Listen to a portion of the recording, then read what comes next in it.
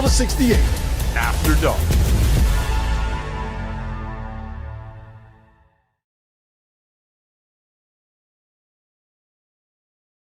What is going on, everybody? Welcome to the Field of 68 After Dark, presented by BetMGM on this Sunday evening, February 22nd. Wherever you are getting us, SiriusXM Field of 68 After Dark YouTube channel or on the podcast, make sure you are subscribed because we are exactly 3 weeks away, 21 days from Selection Sunday, if you can believe it. Got a great crew tonight.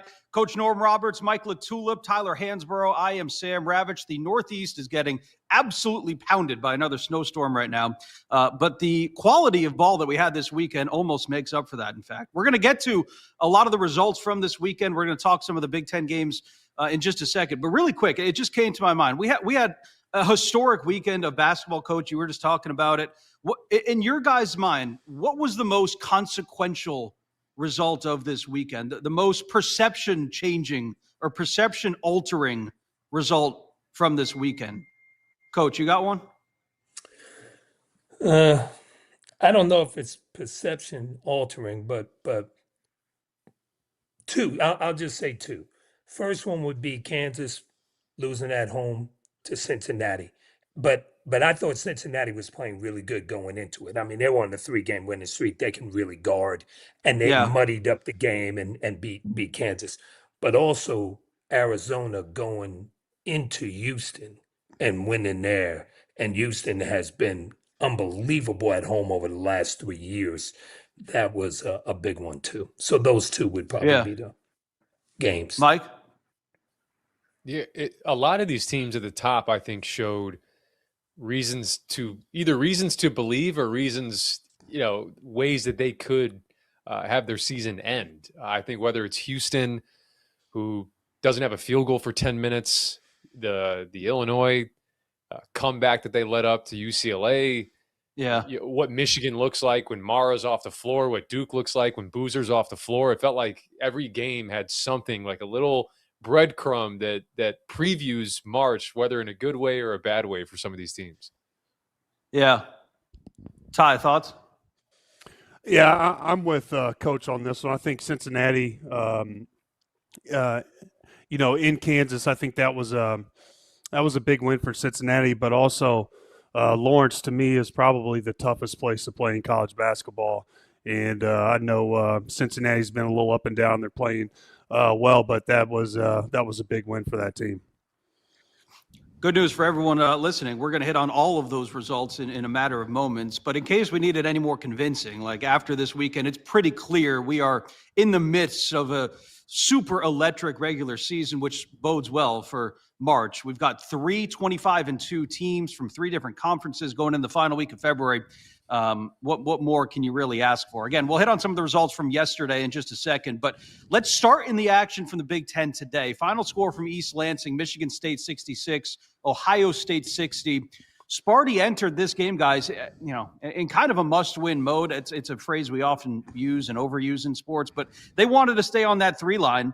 And they were a 4 seed in the NCAA reveal yesterday, but with the schedule that they have coming up, Michigan State was kind of in a gotta-have-it situation at home, and they got it over a shorthanded Ohio State team. It wasn't the prettiest brand of ball, certainly in the first half, LaTulip, but at the end of the day, a win is a win. So now you got 2 in a row after that loss to Wisconsin.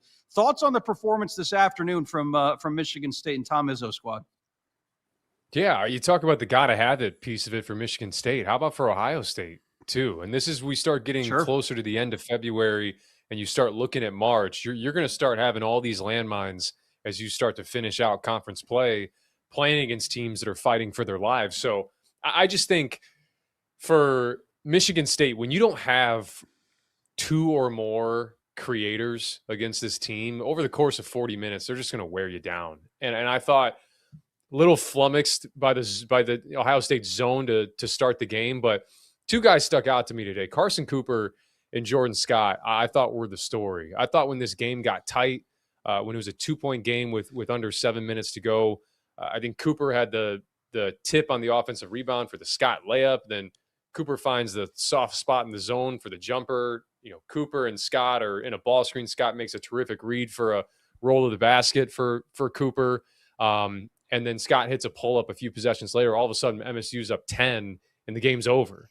And I just think, Jordan Scott has been really a complete revelation for this team, and particularly on the defensive end. He chipped in 12 points today, but him being able to guard Keaton Wagler and guard Bruce Thornton, what that allows Jeremy Fears to do off the ball, being in passing lanes, bumping rollers, bumping cutters, using his physicality. I think it's what's changed my perception a little bit of Michigan State in terms of what they can accomplish. But I still think, getting down a little bit early in this game, that feels like the recipe. If Michigan State gets bounced in March, it feels like it's going to be someone that pounces on them early. They were able to climb back into this one tonight, but a heck of a win, and they are trending towards being pretty firm on that 3 line with some big opportunities ahead. Go ahead, Coach. I really like Michigan State. I'm a little worried for them in 2 ways. One, they don't shoot it great. If they play against a team that makes them shoot threes, they're going to struggle.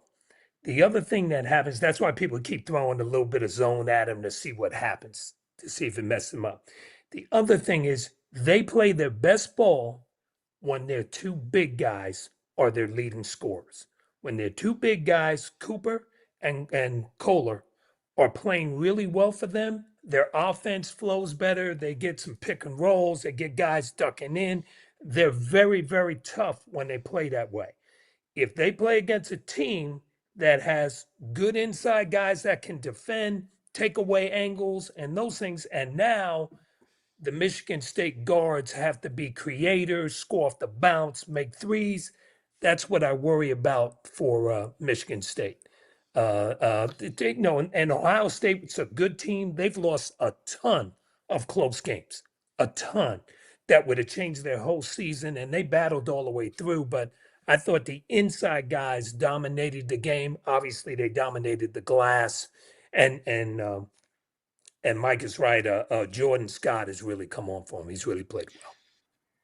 43-26, the disparity on the boards today. Ty, Sparty trailed by 3 at the half. I know you're a fan of Tom Izzo and their identity that they are. It was the 6th time in which they've won a game when they were trailing at the half this year. It's tied for most in the Big Ten. But just going back to the identity piece of Sparty, it hasn't really changed. And historically speaking, it has success and translates into March Madness. So in your opinion, based on not just this win, but holistically, what's the ceiling for this iteration of Michigan State in your eyes? Oh, you can't count out Michigan State. And, with Izzo, kind of his proven style, I think that with their identity of playing basketball and playing defense, physical defense, and dominating the interior and dominating the rebounding game like they did today, I think that always gives you a chance. But what worries me about Michigan State is if they do take one of these, big lead or, get behind big early, do they have enough scoring power to come back late in the game?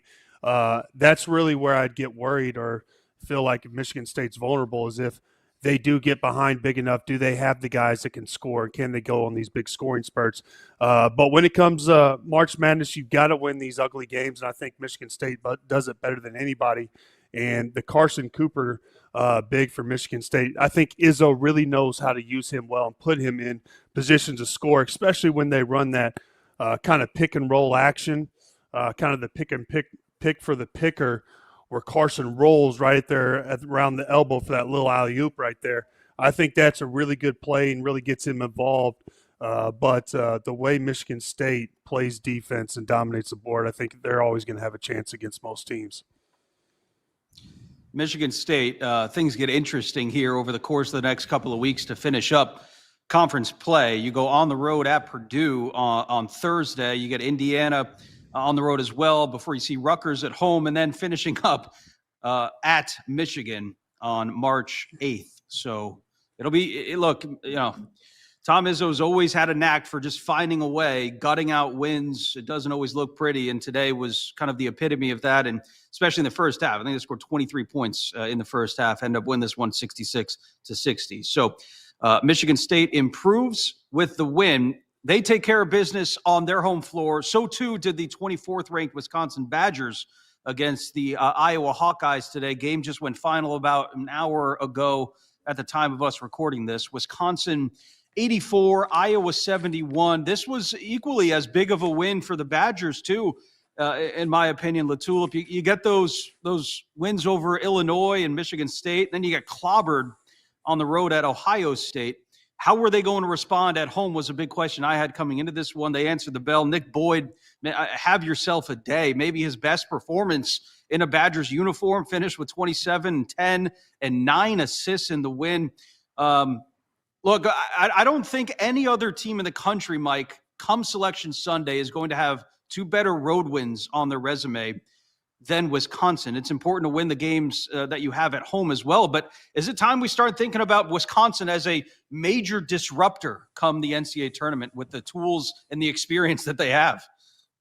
I've been thinking about them as a major disruptor ever since they went on the road into Ann Arbor. I don't know how you could not think about them as a major disruptor. I mean, guard play wins at a high level in March. And so I thought Nick Boyd today was just, outstanding probably doesn't even encapsulate it. We've just seen throughout the course of the season, whether it was against Michigan, you mentioned it, against Illinois, his ability to completely collapse a defense. He's almost 10 paint points per game from the guard spot this year. That is elite level stuff. And then you just see as the game goes on against Iowa, he just kind of puts the game into his hands, completely into his hands. And he's such a gifted passer. It got to be a close game at one point. And he gets to skip past the roadie, the backdoor to Rap, because all Iowa eyes are on him. But my favorite thing about Nick Boyd is just the edge he has. I think he has such an edge, and he brings such a just a strong demeanor to this team and toughness to this team. When Howard shoves Blackwell, the first guy to get into his face is Nick Boyd, and that's just the way he plays. So I love him having his teammates back, and I look ahead to the NCAA tournament as you mentioned, Sam, and he's been there before. He's been on teams that have gone deep in that tournament before. And as we look at the fielding the 68 bracket, I think they have Wisconsin as a 7 right now. He's got all the traits of a giant killer in March. He's already proven it at times this year too. If he's on the 7 or if they're on the 8 line, 6 line, I don't really care. You look at that round of 32 game, Sweet 16, if they can get there, he can knock off some of the big boys. I don't want to say single-handedly, but play a big role in it. Yeah, Austin Rapp too had another good game too beyond the arc, went 4 for 5. When Wisconsin's making threes, Norm, I don't know, it's tough to stop them. I mean, ask Michigan, right? I mean that's they can score with the best. I think probably the biggest question for Greg Gard is on the defensive end, right? Yeah, I think it is on the defensive end. Will they match up size-wise or athletically with some teams? But what I would say is, I agree with Mike. They've got 2 guards that can make plays when there's no play. Him and Blackwell can go get a bucket. And when you're talking about that NCAA tournament or even the Big Ten tournament, you have to have guys that can go make a play. And both of those guys can make a play. Winters has played very well for him too. He can stretch the defense away from the basket and then has great size inside too. They've got 3 guys that could really give you a problem. And I think they've got a terrific team. They play at a pace which is not jet quick, but it's opportunistic. And they're coming and they are going to attack you downhill. They're going to make sure they put the ball in the right guy's hands. So in some games when Blackwell's hot, Blackwell's got it. Today, Boyd was hot, so Boyd had it. And then all eyes are on those guys, and both of those guys are capable of not only scoring, but making other people around them better. Now, I think for Iowa in this game, and this is always going to happen to Iowa, at least for this year, size is going to hurt them because they're small. Even though they're decently athletic, they're small. And I've never seen a team run offense to one guy more than they do with Sturtz. Mm-hmm. And Sturtz is fantastic. I think he's Jeff Hornacek. But he is fantastic. You know, the way he can come off ball screens, the way he can pass the ball, the way he actually gets in passing lanes defensively. So I thought Bennett Sturts was very good today. He just doesn't have enough around him. He's got a bunch of good players, but he needs to have another guy that's a little bit higher than those guys to help move that team forward. Ty, in a lot of ways, the final score doesn't actually indicate how dominant Wisconsin was. They did not make a field goal for the last 4 minutes, I think, of game time in this game too. 84-71 was the final. Thoughts on this game, both the teams in it, and maybe the prospects for Wisconsin to make a run here coming up in March. Yeah, well, first of all, I do like John Blackwell and Nick Boyd. I think Coach and Mike have talked enough about, those are guys that can get you a bucket come tournament time. They're going to have to rely on that. The one thing I do question, Wisconsin seems to rely on the jump shot a lot, and they've got to get hot to really, once they get hot and they shoot the ball well, they can beat anybody. But defensively, are they going to be tough enough come tournament time and play lockdown defense? I think that's a big question mark. That's my thoughts, especially when I look at the game tonight. 42% from the three-point line, 54 from the floor, 54%, and they're 90% from the free throw line. So they were pretty much hot from every aspect. But, the big question mark would be defensive for me. It's come up a lot, too, as we've talked about this season and the strength of the Big Ten, especially at the top of the conference, Mike. But, is this the best chance this conference has had in a quarter century to win a national title? Is this the year that they do it? It's certainly the best chance they've had, because anytime you want to qualify it as the best chance, you need multiple teams. You got to have multiple bites at the apple. You can't just say, well, hope it's Purdue this year, like when they had Zach Edey, or you can't just be like, hope this Wisconsin team with Frank Kaminsky and Sam Decker and Nigel Hayes, hope they get it done for. You need to have, it's especially in a single elimination tournament, you got to have multiple teams. And I think right now I'd say there's probably 2, borderline 3, maybe 4 if you really want to stretch it. It's just each team I think maybe has their own deficiencies outside of Michigan's probably the most well insulated from having certain deficiencies that knock them out early. I think they have the best chance out of any of those teams to go to a Final Four. But I do think if you look at Michigan, I think Illinois will have something to say about it, in terms of getting to the Final Four, and then you just kind of cut it loose. Purdue, after the Indiana game, you're high on it. After the Michigan game, you're definitely not high on it. It's going to be very matchup dependent for Purdue to get there and potentially win 6. And then beyond that, can Michigan State score enough? In Nebraska, does a team get hot on them because they let you shoot 52, 53% of your shots from 3, albeit they're not quality ones. Those are all my questions with those teams. But certainly out of the last, since Michigan State won it in 2000, this feels like the best chance that they've had. Yeah. How far down the list do you go with this tie? Do you go down past Purdue? Do you go down, are you thinking 2 championship contenders in this conference right now? The real only contender to me, true contender I would put in that category is Michigan right now. Purdue's been a little too hot and cold for me. It'd be really tough for me based off what I've seen for them to win 6 in a row. Nebraska, I was really high on them early. I felt like they had, veteran players, experienced team, and it seemed like they're all kind of clicking together and playing very good team basketball. Illinois to me is a team that could get hot, and if I were going to throw a second contender, if they had their team playing well, because they are a mismatch problem, they can play, 5 guys, spread them out, and if they get hot outside and they get on a run, I could see them making a deep run, getting to the Final Four. But if I were to pick 2 teams from the Big Ten and feel confident, the most confident about it would be Michigan and probably Illinois. Coach, last word on contenders in the Big Ten for national championship this year. I would agree. I would agree with Tyler on that. I'd say Michigan and Illinois. I think Purdue is too heavily in need of Lawyer to make shots. If Lawyer does not make shots for them, they're not the same team. And I think they don't have enough depth or athleticism. I think that could bother Purdue. I think Braden Smith is fantastic, but I think that bothers them. I do think Nebraska's scary because Nebraska can get on a run and they've had some matchup problems out there. They can play small, they can play big.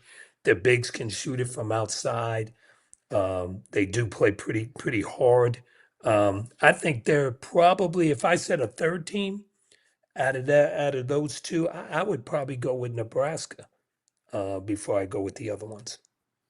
Yeah, it's going to be fascinating to watch. By the way, the Big Ten tournament in and of itself is going to be ridiculous too. We'll step aside for a short break. When we come back, is Duke the new number one after the win over Michigan, and also a comeback for the ages out in Westwood, something that has never happened before to an AP top 10 team, happened last night. Sorry, Mike. All that and more coming up on the Field of 68 After Dark. As you know by now, we have teamed up with BetMGM again this season. We'll be using BetMGM lines to make all of our picks, and we will have special offers for Field of 68 fans, including same-game parlays, best-in-class live betting, and daily odds boost. If you haven't signed up for BetMGM yet, use bonus code FIELD to get up to a $1,500 first bet offer on your first wager with BetMGM. Here's how it works. You download the BetMGM app, you sign up using bonus code FIELD, you deposit at least $10 and place your first wager on any game, and you receive up to $1,500 in bonus bets if your bet loses. Just make sure you use that bonus code FIELD when you sign up. Make this college basketball season one for the history books. Make it legendary. And don't forget, if you haven't signed up for BetMGM yet, use bonus code FIELD and get your $1,500 first bet offer today.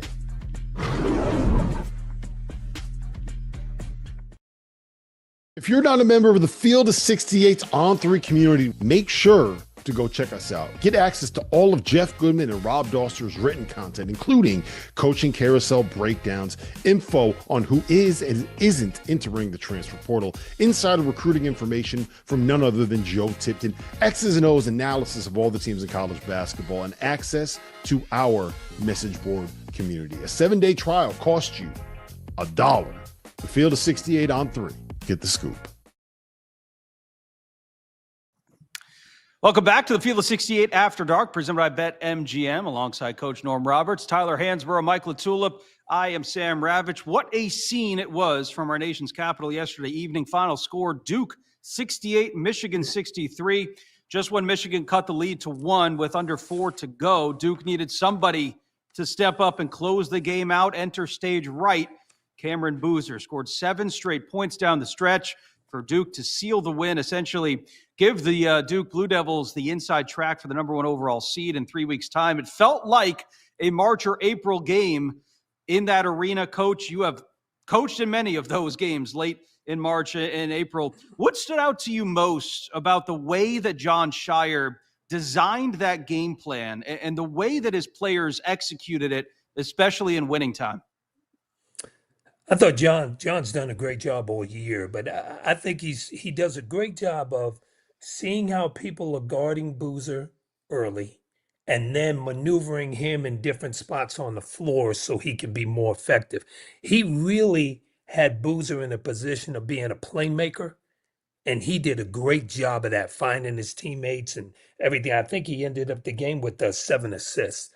And played really good in that way. He had 18 and 10. I thought he would struggle a little bit more scoring over their length, but with Mara getting in foul trouble and not being on the court, he wasn't as much of a factor for him. I thought Gumba did some big time plays for them, scored inside, and that offensive rebound at the end of the game, really to seal the game, was unbelievable. In that he goes off, shoots it, and then his second jump was quicker than 3 guys on Michigan's team.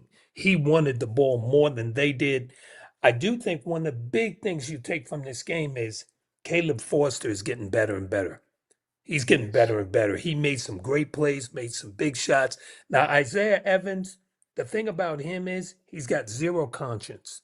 He doesn't care. He is going to shoot the ball no matter what. And I thought he also made some big shots against him. But in that game, you would have thought Michigan would out rebound Duke, and Duke out rebounded them. And the one thing and the key too is Duke's defense. Duke's defense is for real. They guard. They really do guard you, and they got great length and size.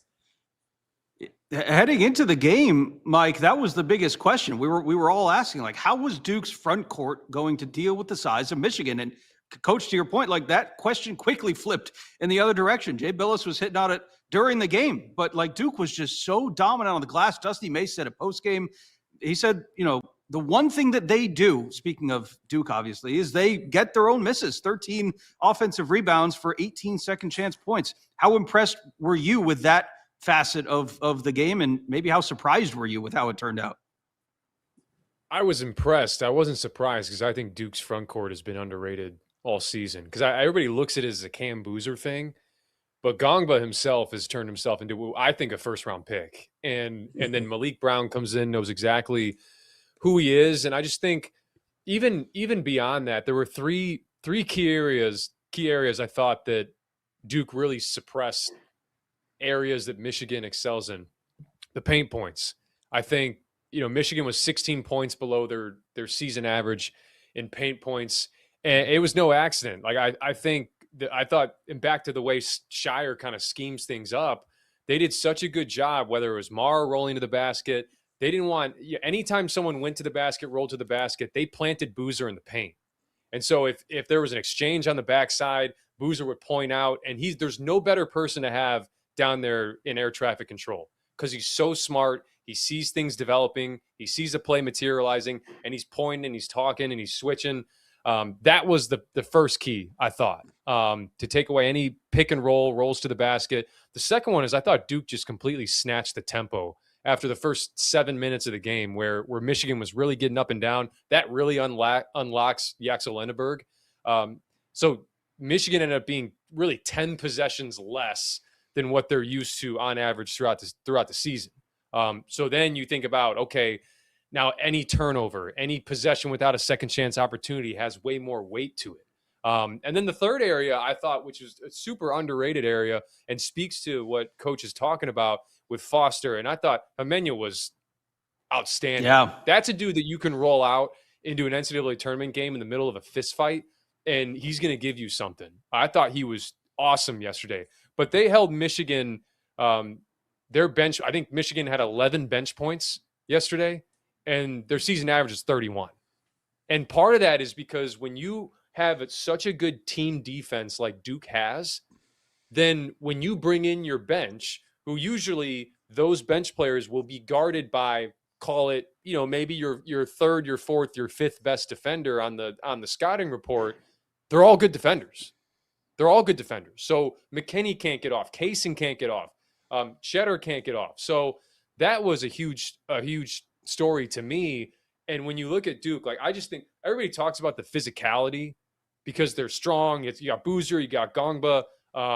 They're one of the smartest team, if not the smartest team in America. And that combination is so difficult to play against. And the last thing I'll say is the way that late game, bringing Mara away from the basket, because you have a guy that can facilitate like Gongba, and they weaponize the facilitation from those bigs. And then you had Boozer off ball. They don't want to leave him or give him any space to get the ball back and play make. He sets a back screen. Isaiah Evans gets a dunk, and they just kind of went back to the well. And then Boozer gets on the ball. They're a really tough matchup. I think they're one of the toughest matchups in America, and you saw that on display last night. Ty, you can take it anywhere you want, but I do want to get to the Michigan Wolverine side of it. The loss is far from detrimental. They're probably still going to be a 1 seed pending future disaster, but it is their second loss of the season. We mentioned Mara picked up those 2 fouls in the first 10 minutes. Yaxel Lenneberg started 5 for 5, but he didn't make a field goal in over 25 minutes of game time in this game, still ended up with 21 points. I'm not going to ask the question, is this loss concerning? Because I think it's a ridiculous question based on the body of work that we've seen from this team year in and year out. But did Duke expose anything, do you think, that other teams maybe can exploit once we get to the second weekend of the tournament? No, because what Duke does isn't that's not something other teams can pretty much replicate. Right. And the reason I say that is because they're so well coached. They're the best defensive team in the country. When you watch them play, everyone is in their gaps. They close help side defense down. They know how to play help side defense. Everybody's on a string. So when one guy moves here, the other guy's moving there. And they have size. Gumba's big. And also Malik Brown coming in off the bench and playing his role as a defensive disruptor and saying, hey, listen, I'm going to guard your team's best player. I'm going to be physical, and I'm going to lock them down. When you have guys like that really embrace their roles, that's big time. And the other thing I will say, Coach talked about it, Shire knows how to put his team in position to get good buckets. When I look at points in the paint, they get high-quality shots because they're not a selfish team, and they know how other teams are guarding them. So Shire puts them in different positions to where they can score. And he's a really good scouter of other teams' defense. If you look at a lot of the games that Duke has played, when they're playing against switching defenses, you don't see their team set many screens. You see them slip the screen, and now all the defense is confused, and all of a sudden Duke is getting wide-open layups. And also Duke does have multiple guys that can get you a bucket. If Isaiah Evans gets hot, he can score anywhere on the court. And Boozer is a guy that's going to, everybody knows what he does in the season he's had. He can get you a bucket. He can affect the game in all multiple ways. And to me, I've said it all year that Duke really doesn't get the credit they deserve. I don't know how they've kind of flown off under the radar because it is Duke, and it seems like we always talk about Duke. But to me, this says a lot more about Duke than it does about Michigan losing. Yeah, I mean, it was the just a couple nuggets to close out, this conversation. It was the 7th time this season that Cam Boozer led Duke outright in points, rebounds, and assists. It tied Ben Simmons in that 2015-2016 season for the most such games by a Division I freshman in the last 30 years. More likely than not, officially locked up the Naismith Player of the Year award. And again, too, Saturday's win certainly puts Duke on that path towards number 1 overall seed, and always a reminder that the top seed gets their preferred region in the NCAA tournament, and Duke may be playing in that arena once again in just a couple of weeks. All right, moving right along here, because go ahead, Norm. Hey, Sam. Yeah. The only thing I would say on Michigan's side that's got to be a little concerning is shooting, because their front line didn't play bad.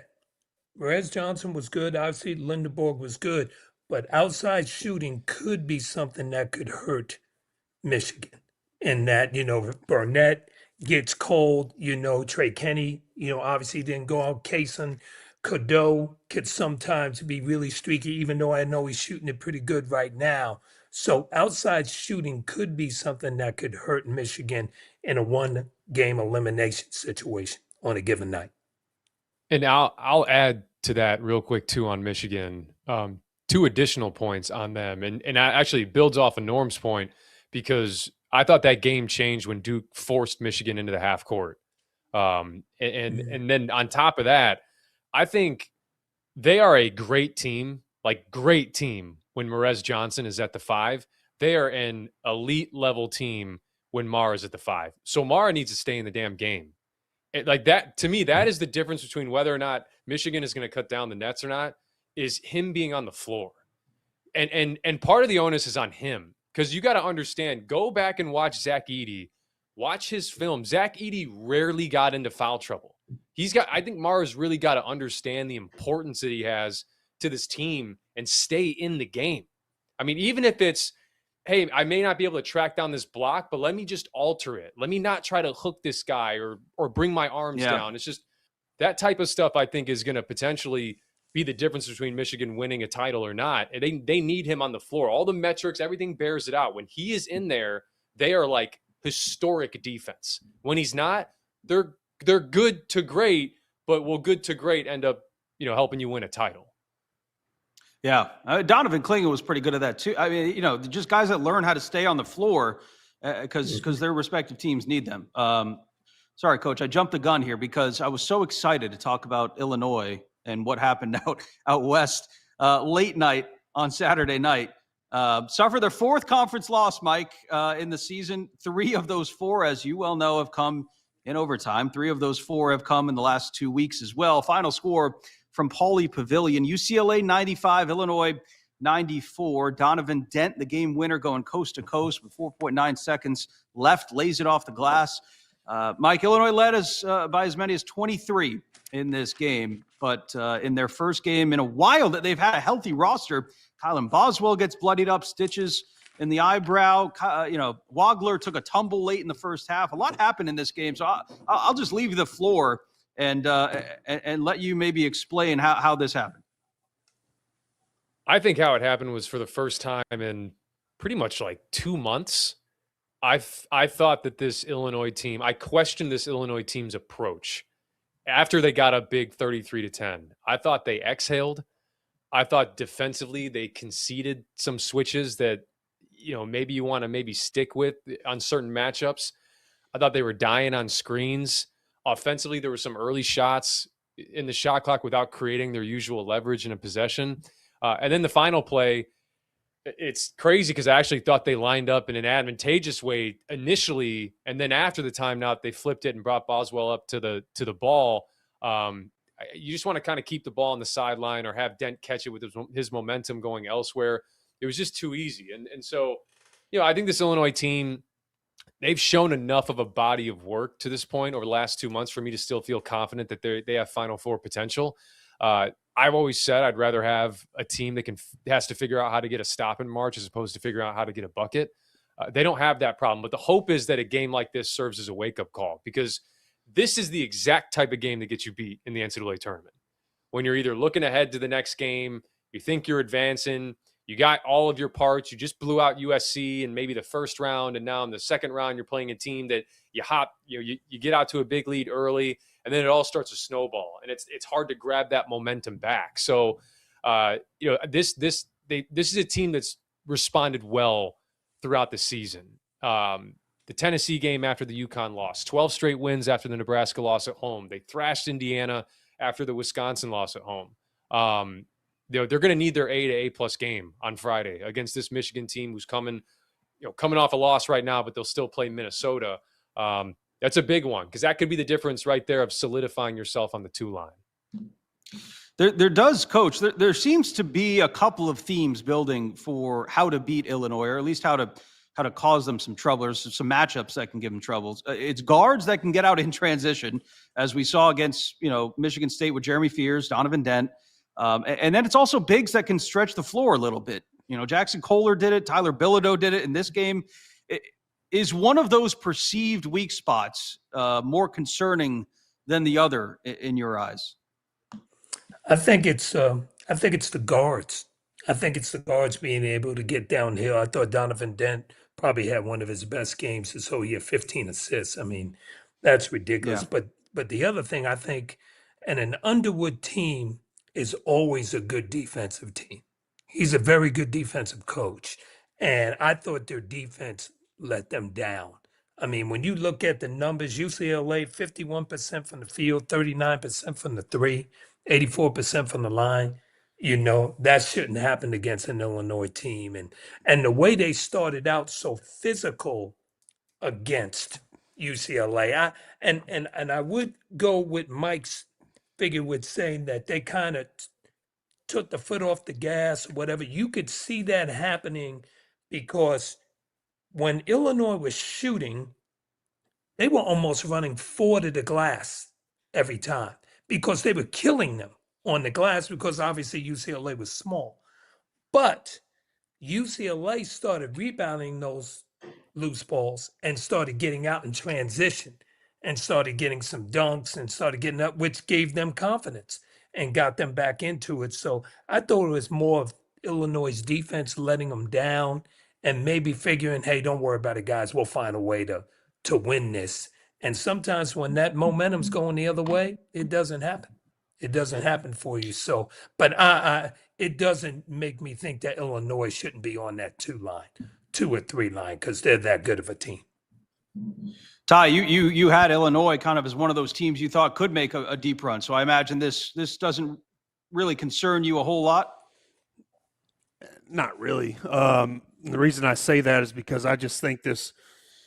I'm going to tone it down a little bit, but anytime a team like this goes to the West Coast trip, different time zones, stuff like that, I know it's not an excuse, but the record proves otherwise. It affects most teams. Donovan Dent had one of his best games all year. We talked about 15 assists. I think he hasn't had the year a lot of people have thought he would, but when he does get it going and does get it hot and get his confidence up, UCLA can beat anybody if he plays like that, especially with Cronin and the way he, his teams play physical, tough defense and stuff like that. But to me, this is just the effect of going to a West Coast place, and with those conferences expanding, teams are going to lose games when they go out west and these different time zones. Tough on teams. I don't care what anybody says, and so Illinois fell victim to that.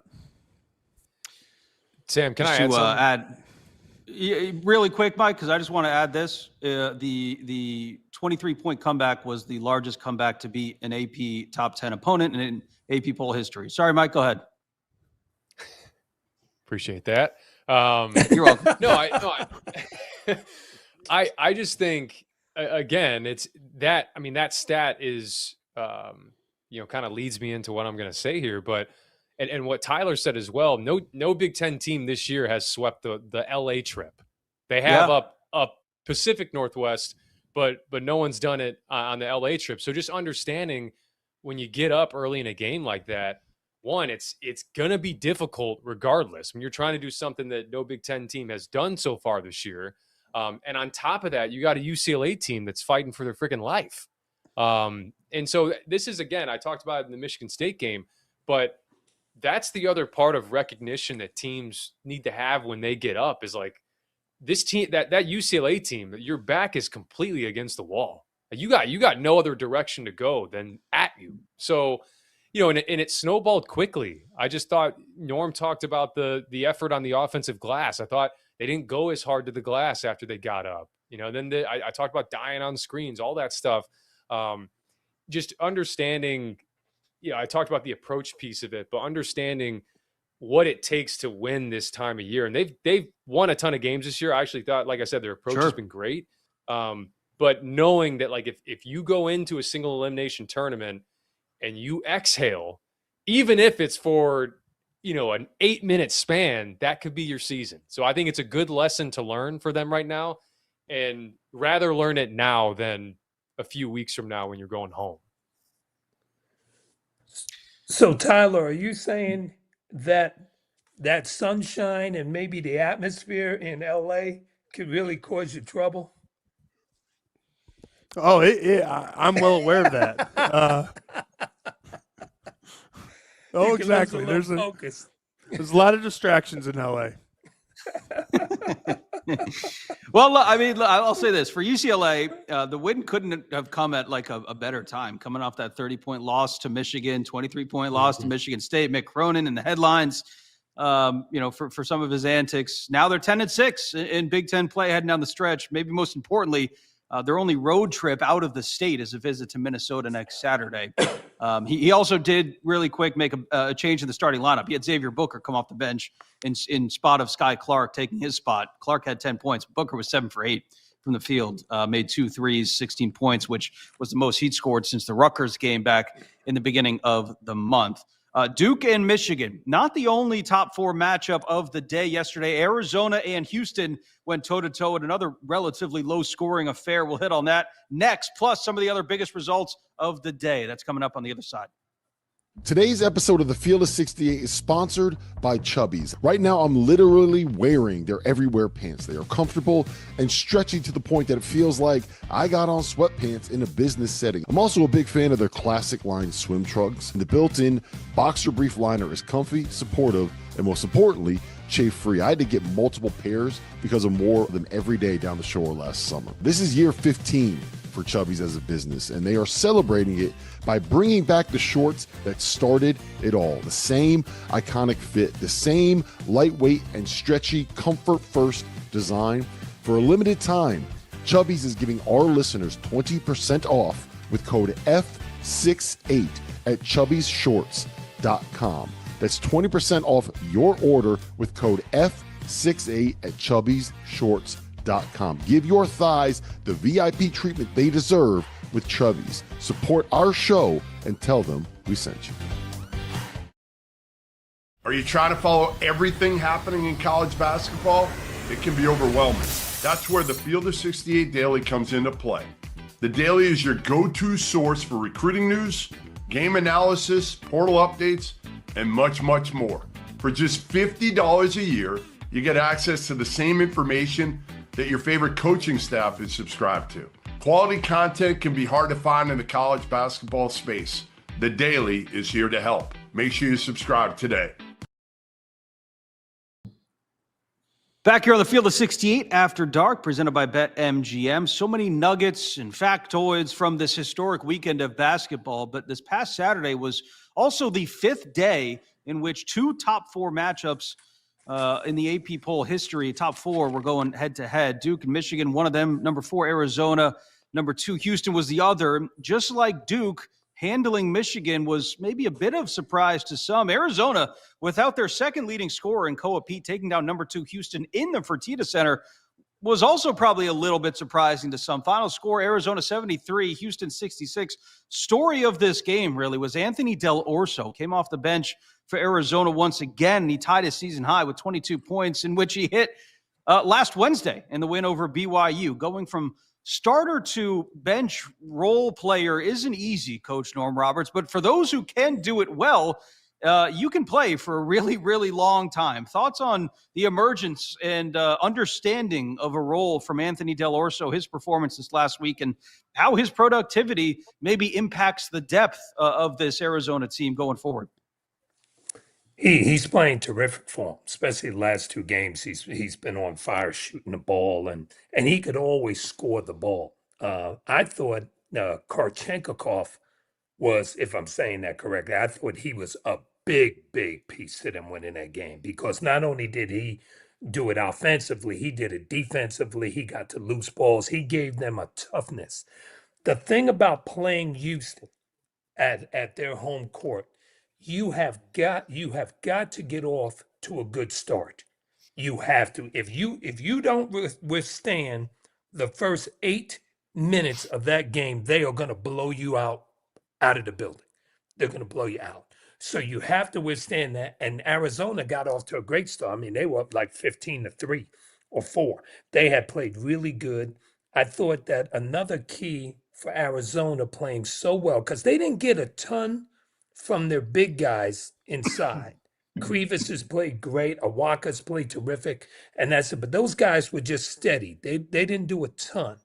But Jaden Bradley went back, and I call him this all the time. He's the closer. He is the closer, and he closed out that game. The last 5 minutes of that game, that ball was in Jaden Bradley's hands, and he closed the game out for him, and that's what they needed to win the game there. I thought they did a great job, Arizona, defensively. They said to themselves, we are not going to let the guards beat us. We're not going to let Sharp. We're not going to let Fleming.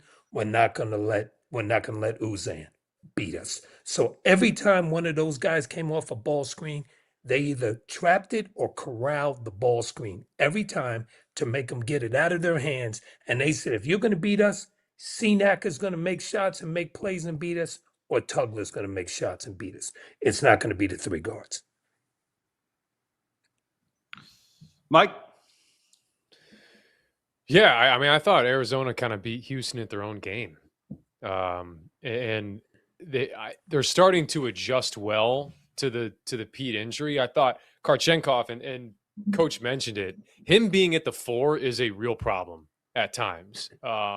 Arizona didn't allow Houston a lot of times to get to their pressure. When Houston had that stretch of a 10-minute field goal drought, I loved what Arizona did, because they didn't bring Tugler into the action. You bring Tugler into the action in a ball screen, he's going to blow it up. They're going to, basically corral you, trap you, hard hedge you, and then now it's advantage Houston in a way. They played in isolation a ton.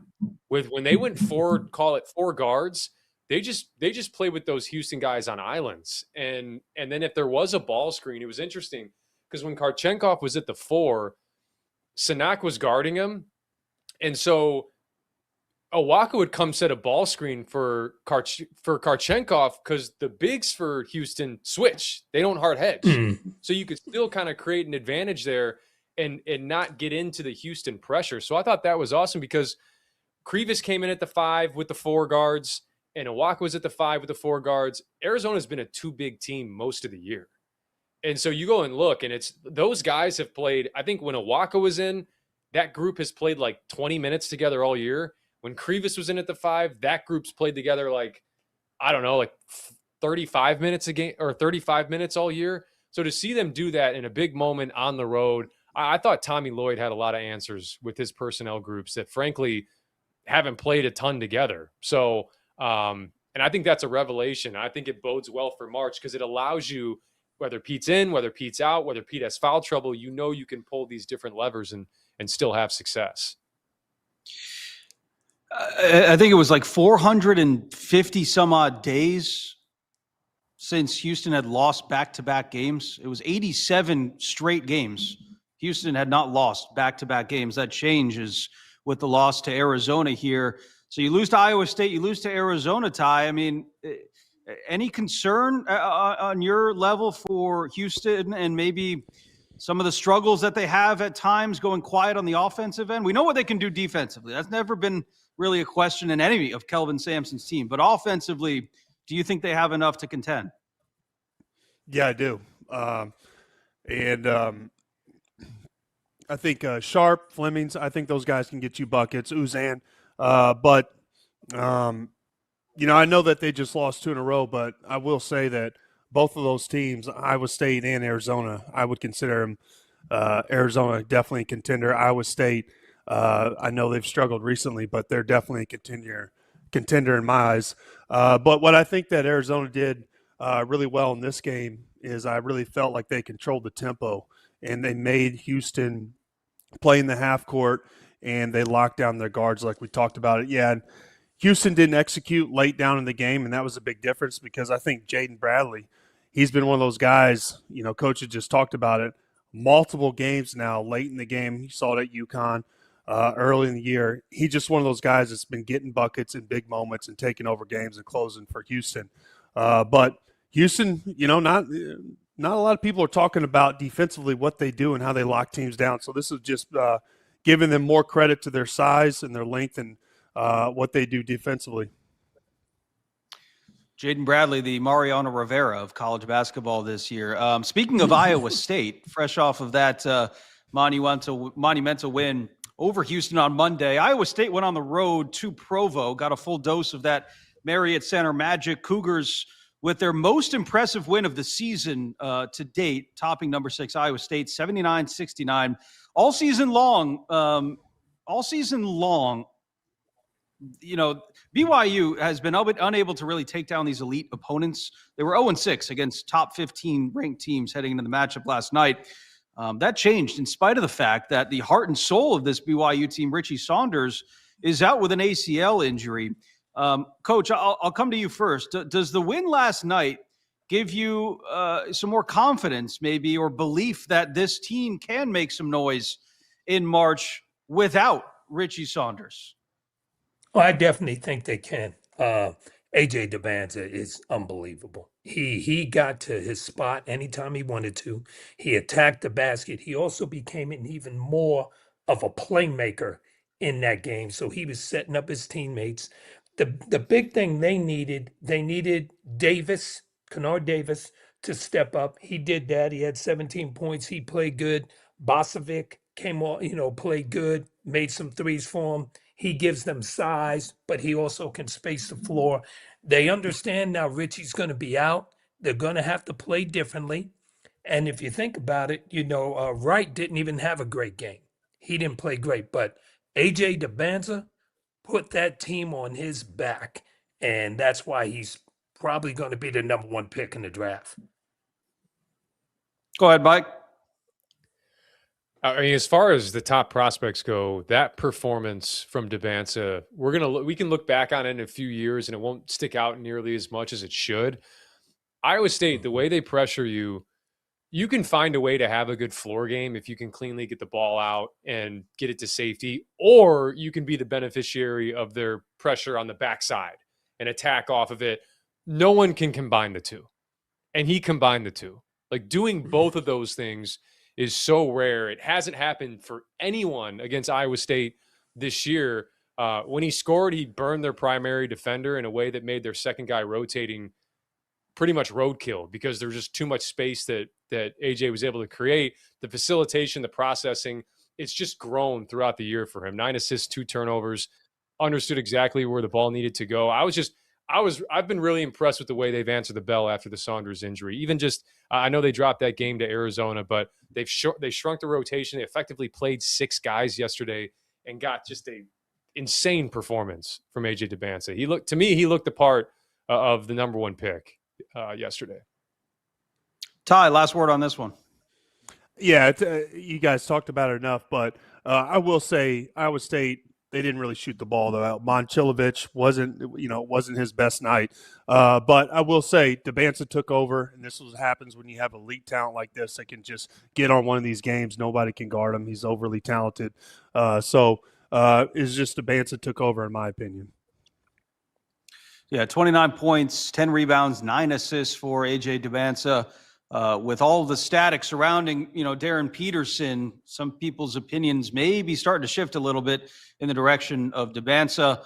Number 1 overall pick. We'll see how that plays out for TJ Altenberger's squad too. The road woes are kind of becoming a story for this team. They're 15-0 at home inside Hilton Coliseum. They are a 500 team. They are 4-4 in true road games this year. That could be something to also keep an eye on. Iowa State gets Utah next in Salt Lake City on Tuesday before they see Texas Tech at home, and then Arizona on the road. So things get a little spicy here before they head down to Hilton South for the Big 12 tournament for Iowa State. Coach Norm Roberts is going to be there. Let's get to our toast of the night, guys, really quick. Anybody got a toast at the top of their go ahead, Ty, you got one?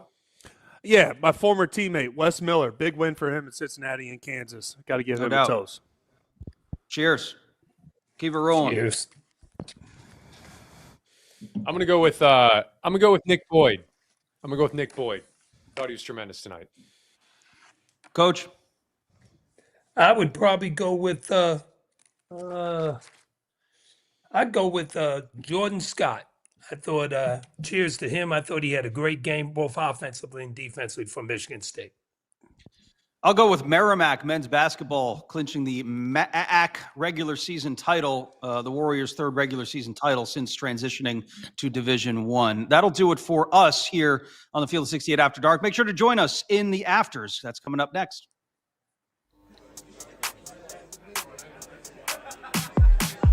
My DJ Burns things I had for that was like taking them into the depths of Alaska and just dropping them off. The first person that's gonna die got to be one of the black guys. We're not gonna make it to the end of the movie. That's like asking somebody, do they want to get a prostate exam or a damn gunshot wound?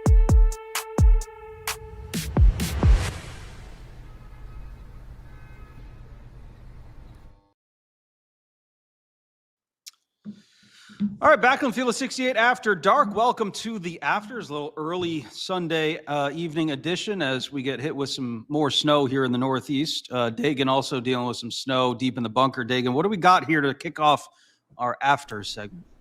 Yeah, fellas. One game I want to talk about from yesterday, we didn't get a chance to talk to you about yet, is Kansas. Sorry, Norm. We did it to Mike early, so we got to do it to you now. So we'll talk about Kansas's loss to Cincinnati yesterday. Save the best for last, right, Coach? Look, it was Tyler's toast. Credit to Cincinnati, Wes Miller, because it has not been a very great season there in Cincinnati for Bill Self and Kansas. It was the worst home loss against an unranked opponent since 1973. I don't know what's the panic meter reading for Kansas fans right now, Norm. We've seen some of the best. We've seen some of the worst. I don't think there's a panic at all. I do think this, Bill Self has been so good at Kansas that anytime he loses a game, it's breaking some type of a record. I mean, they talked about on TV, we had not lost, I say we, I'm not there anymore. Kansas had not lost on a Saturday since 2018. They had not lost on a Saturday at home since 2018. So they did get beat. Give Cincinnati credit. Cincinnati did what you have to do on the road. You have to make timely 3-point shots, and they did that. You have to dominate the glass. They did that. And then you have to really defend and muddy up the game. You have to make the other team play ugly. We would say that all the time when we went on the road. And give Cincinnati credit and Wes Miller, that's exactly what they did. Their front line was terrific. Thame was terrific. Baba Miller was terrific. Celestine making 4 for 8 from the 3-point line was terrific. They really, really played well, and they forced Kansas not to play very good at all. Mike, I'm going to tee you up on this. Good friend Dick Vitale tweeted out something interesting. Sometimes a divorce is good for everybody involved, and I firmly believe that needs to happen now. The Darren Peterson soap opera needs to end. It has been a nightmare for all involved. So sad as Darren's talent is off the charts. Reaction, thoughts? I'm as big of a Dickie V fan as anybody. I just think people not connected, like really, really connected to the program, placing blame or almost trying to act like they understand what's going on, that feels foolish to me, because there's a huge blind spot for most of us. There's information that we're not privy to in terms of what's going on. And Norm knows this. Like, these types of situations are always so convoluted. They're not black and white. There's always some sort of gray area. There's always more factors at play than I think people really want to admit. And so I'll stick to basketball on this. What I do know about this situation is that I think it has stunted Kansas's overall development as a unit. I will say that, because when that's the case and you're approaching March, I think they still have enough talent and pieces to piece together a run. I just think without true consistency night in and night out, you end up leaving a lot up to chance when it comes to the NCAA tournament. That doesn't mean you can't win. That means it makes it probably a little bit more difficult. So, the fact of the matter is, they are different when Peterson is in there. The numbers aren't crazy in terms of on off, but there are certain factors, whether it's, they're a better offensive rebounding team when he's not in there. Their free throw rate goes up when he's not in there. Their defensive rates, goes up a little bit more when he's not in there. But I still think that, you need a guy like that with top end talent when you get into a single elimination tournament in March. It's just some of those other areas. I feel like they've had a little more bite when he's not been in there, but I think that's less of a him thing and more of a ball's in Council's hands, and they're playing desperate because they're down one of their best players. So there's a lot of different directions you can go with it. But I think for anyone to act, especially from the way outside, like you have any idea what's going on here, is crazy. Look, far be it from me, Ty, to tell Bill Self what to do with his roster. But I'll kind of ask the question this way: is it time for Kansas to move on from Darren Peterson? It's a ridiculous question. Like, that is such a ridiculous question to ask. But I'll take I don't know. I'll deal with it. I'll deal with it. I don't care if you have a guy of that talent. I hate to say it, sometimes you just got to deal with it. And the reason I say that is because he's so good. I think that they could be a legit contender if he actually does play and consistently plays. I think Bill Self's one of my favorite coaches in college right now. I think he does a really good job with his guys. Bedunga, I think he's, his improvement, I think his athleticism and size, mixed with Peterson. I just think if he played consistently, I think they would definitely do some damage in the tournament. No, I'm really quick. You know Bill Self better than most, certainly better than any of us on this podcast. How would you classify how he's gone about this particular season? Every season's unique. This one seems more unique, obviously, with the Darren Peterson situation. I think on the outside, this has got to be one of his best coaching performances that he's ever put together. I'll be honest with you. I thought he should be up for Coach of the Year for what he's done with this team and having a star player like that in and out. No saying. I will tell you this: Darren Peterson, from what I know, is a great kid. He's a great kid. He wants to win. He wants to be out there. Sometimes things just happen. They just happen in those, and we can't go off where when we win, when they win, when Kansas wins, everybody's up for joy, everybody's happy, oh, we got a great team. Then when we lose, we've got to blame it on something. The bottom line is what Coach said in his press conference. You know what? We played flat. They played better than us. They did a good job, and they beat us. That's it. That's it.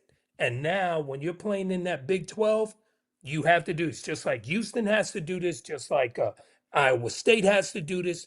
What you do is you go back, you regroup, and you go on to the next game. You cannot worry about what's happened in the past because you cannot change that. All you can do is go into the future and be ready to play next time out. You're playing in an unbelievable league. They're all good teams. And I'm telling you right now, Cincinnati is a good team. They probably come up short a couple of times when they shouldn't have, but they are a good basketball team. And they were coming off a 3-game winning streak. They were playing as good as anybody in the Big 12.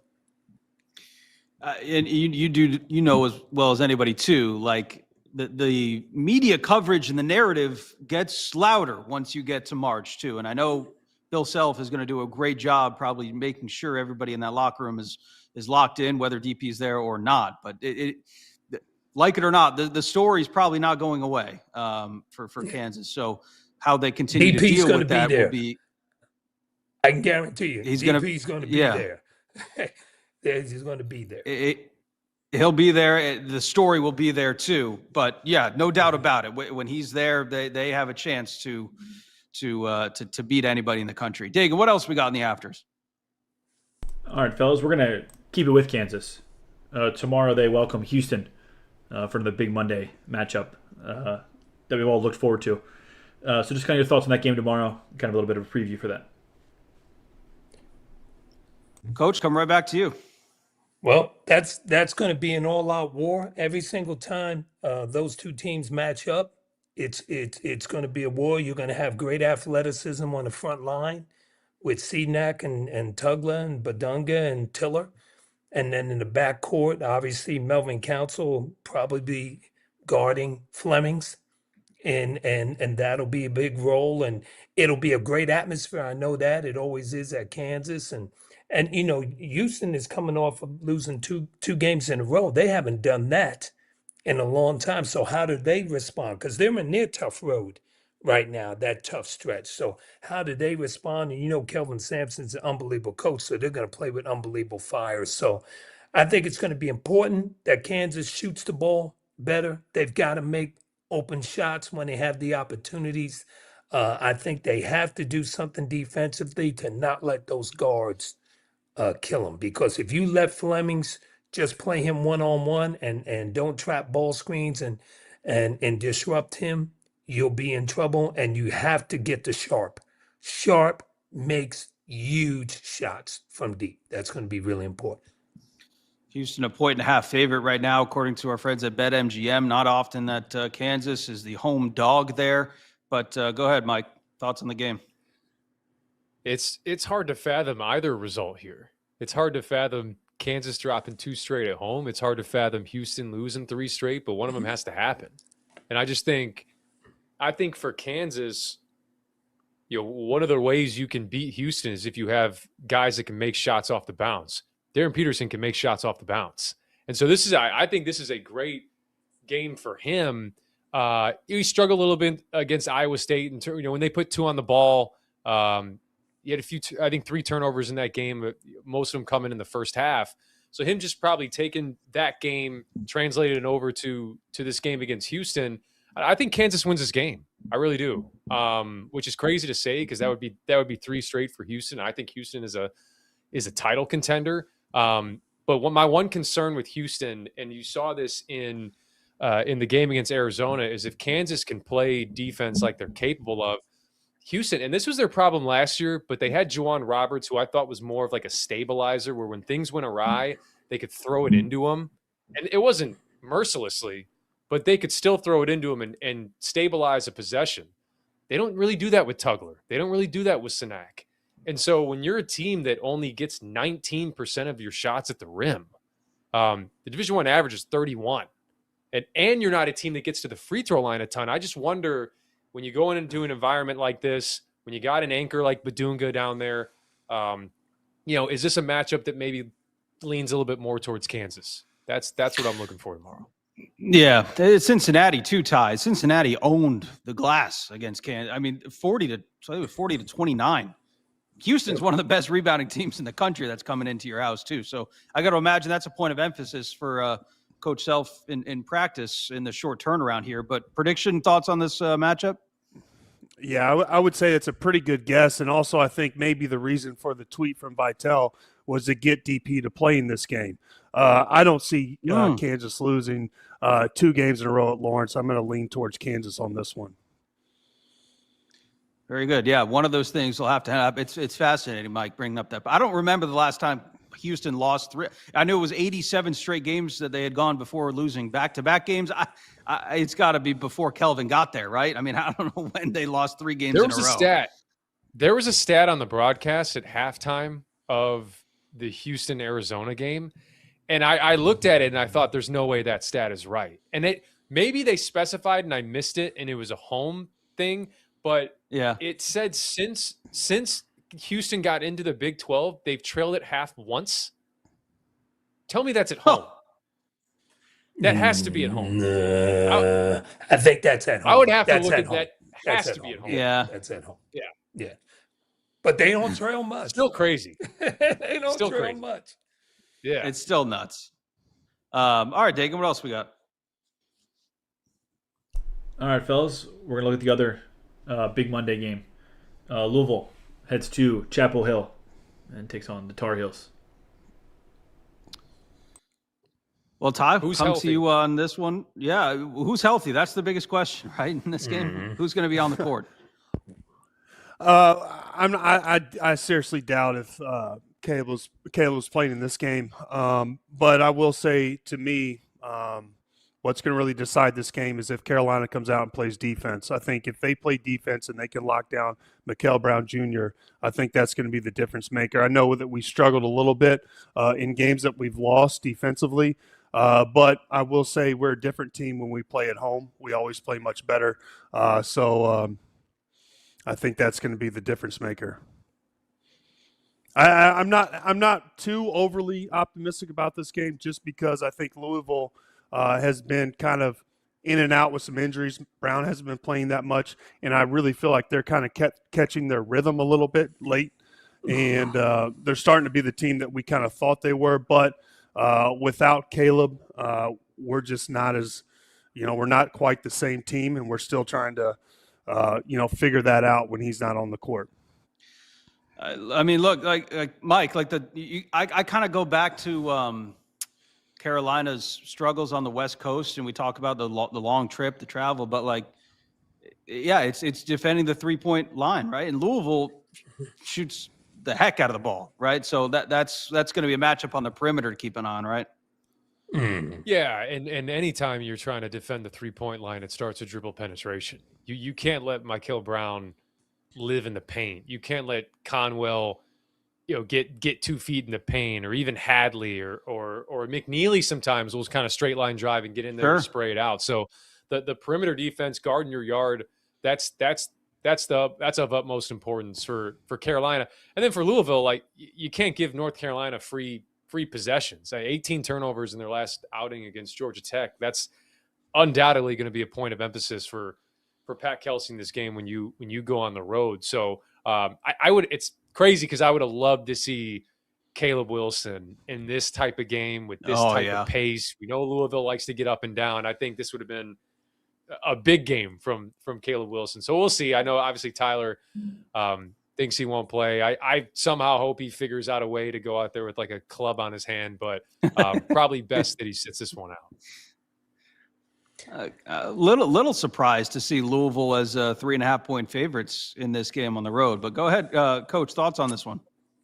Yeah, I'd love to see Caleb. He's one of my favorite players to watch with his energy and how he plays. And they're going to need a big game out of Vassar. They're going to need the big boy to play really good for him because he could do some damage to the inside players of Louisville. That's going to be important. I also think they're going to have to control tempo. I don't think they can play as fast because that's going to lead to Louisville getting easy shots, getting out in transition and shooting the three ball. So they're going to have to be able to guard the three. They're going to have to rebound, and that means they're guards because Louisville's going to take long shots. Long shots mean long rebounds. So those guards are going to have to clean up, and then they're going to have to control tempo on the other end and attack the paint as much as they can against Louisville because Louisville really doesn't block shots. They're not that type of team. So they need to get to the free throw line against them. But if they try to make it a shootout, that's going to be in Louisville's favor. And they'll be in trouble because they can't play the same way they were playing before when Caleb was out there. And another point I'll make. Go ahead, Mike. Sorry. Yep.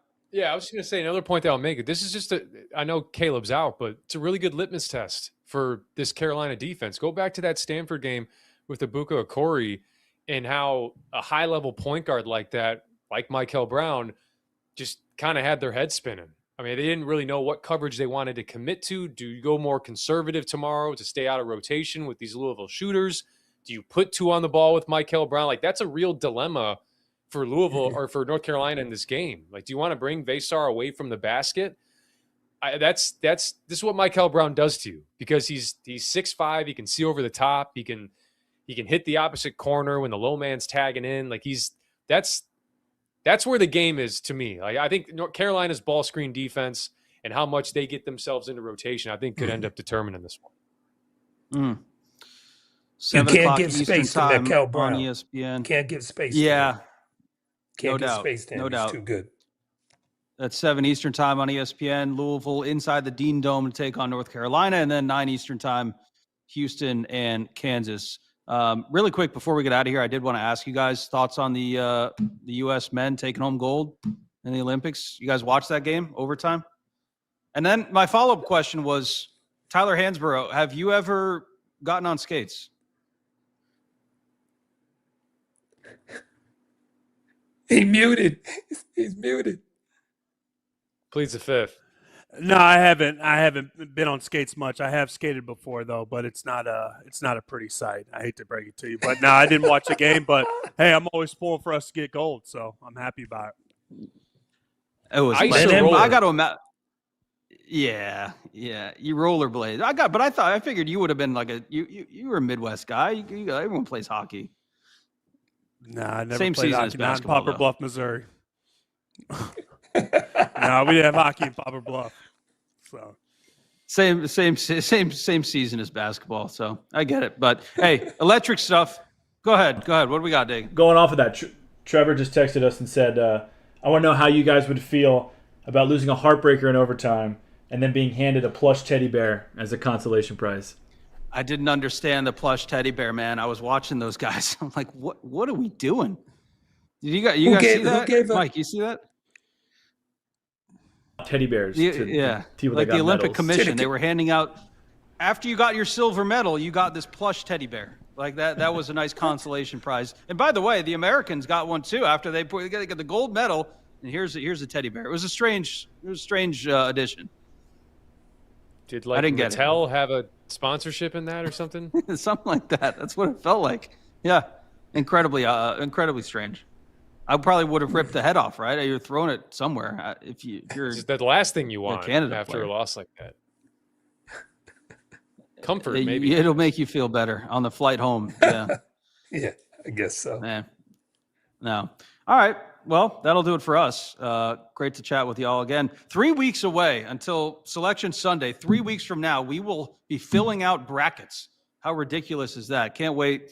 Going to be a exciting finish to the season, no doubt. Make sure, again, you are subscribed to the Field of 68 After Dark on the YouTube page, wherever you get your podcasts as well. Catch us every night on Sirius XM and follow along the rest of the season. For Coach Norm Roberts, Mike LaTulip, and Tyler Hansbrough, I'm Sam Ravech. Our entire crew saying so long.